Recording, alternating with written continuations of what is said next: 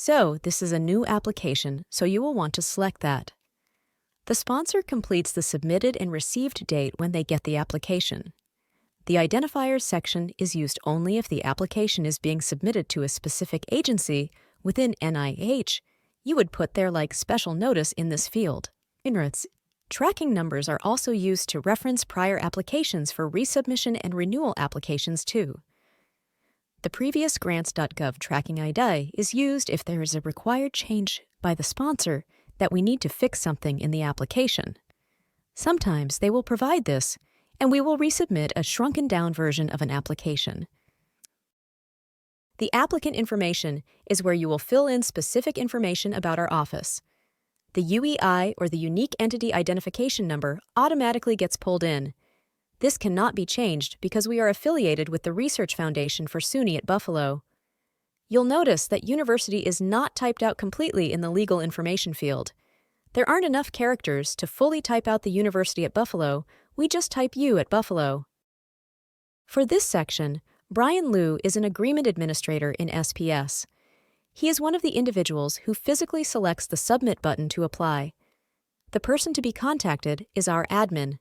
The employer ID number can be found with our institutional information, which will be linked below. As you type in information, you will notice that some fields may auto-populate. If you select that auto-filled information, it will auto-populate in random spots throughout the application that may be from a different form. We recommend typing everything out completely, instead of using pre-populated information. This section often has a common mistake. The PI will change the applicant type to public higher institution or institution of higher education. Although the University at Buffalo is a higher education institution, the applicant is the Research Foundation for SUNY, which is a private nonprofit. This should be labeled as a private nonprofit. The title of the application needs to match the title in the click form, and we leave this field blank and let the PI fill this in because it changes. It's our job at the last review to make sure that this matches the title in click. The proposed project date section is completed by us. Each set of guidelines will have the earliest start date. For this section, you will provide the same dates as the SPS approved budget and click FP. All dates should be uniform across all platforms for the proposal. This section is where the PI adds their information, including their lab or where the work will be done.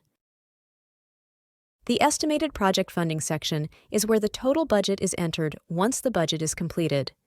Letter B, under non-federal funds, would be used if there was a cost share. Typically, there's no cost share on these federal awards because we try not to budget for anything that's not allowable. The program income is typically zero. In a standard setup, when we set up an application, these sections are zeroed out. There's an Add Attachment section where you can upload something if needed.